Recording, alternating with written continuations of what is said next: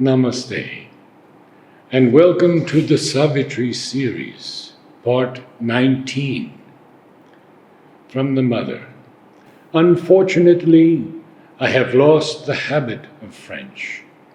The words I use to express myself are quite limited, and the right word doesn't come.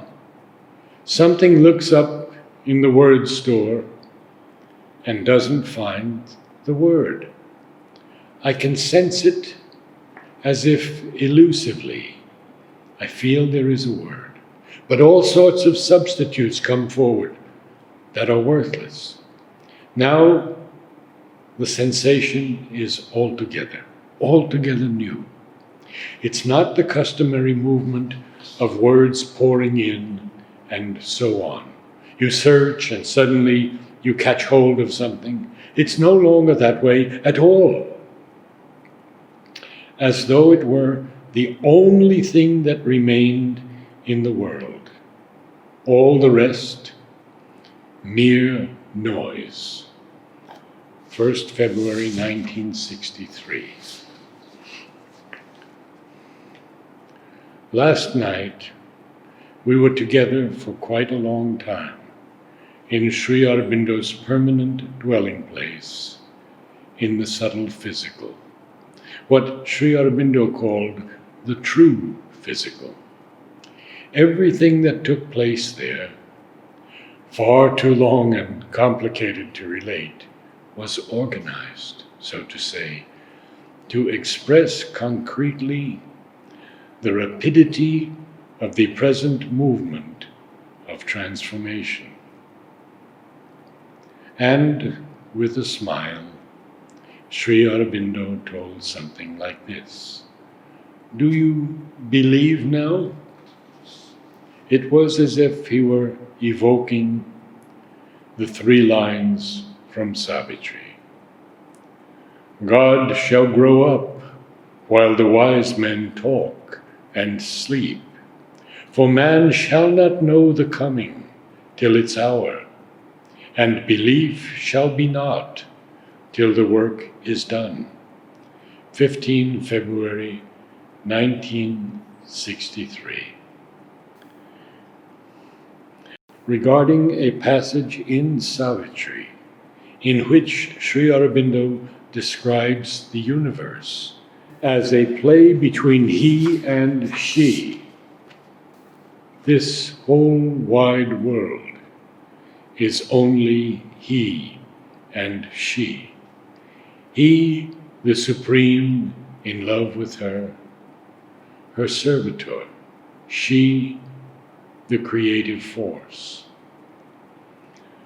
As one too great for him, he worships her. He adores her as his regent of desire. He yields to her as the mover of his will. He burns the incense of his nights and days, offering his life, a splendor of sacrifice. In 1,000 ways he serves her royal needs. He makes the hours pivot around her will, makes all reflect her whims. All is their play. This whole wide world is only he and she. What a marvelous work! He goes into a completely different region, so much above thought. It's constant vision. It isn't something thought out. With thought, everything becomes flat, hollow, empty, just like a leaf. Well, this is full. The full content is there, alive. It's an explanation of why the world is as it is. At the start, he says, he worships her. Here again, there are no words in French. But that makes a whole sentence. He worships her as something far greater than himself. And then you are almost a spectator of the Supreme projecting himself to take on this creative aspect. Necessarily, otherwise it couldn't be done. The witness watching his own work of creation and falling in love with this power of manifestation. You see it all.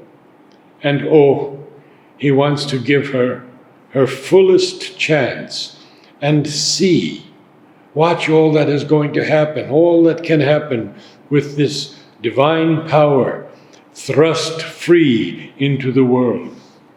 And Sri Aurobindo expresses it as though he had absolutely fallen in love with her. Whatever she wants, whatever she does, whatever she thinks, whatever she wills, all of it. It's all wonderful. All is wonderful. It's so lovely. And I must say, I was observing this because originally, the first time I heard of it, this conception shocked me in the sense that, I don't know, it wasn't an idea, it was a feeling, as though it meant lending reality to something which in my consciousness for a very long time, at least millennia perhaps, I don't know, had been the falsehood to be conquered, the falsehood that must cease to exist. Namaste.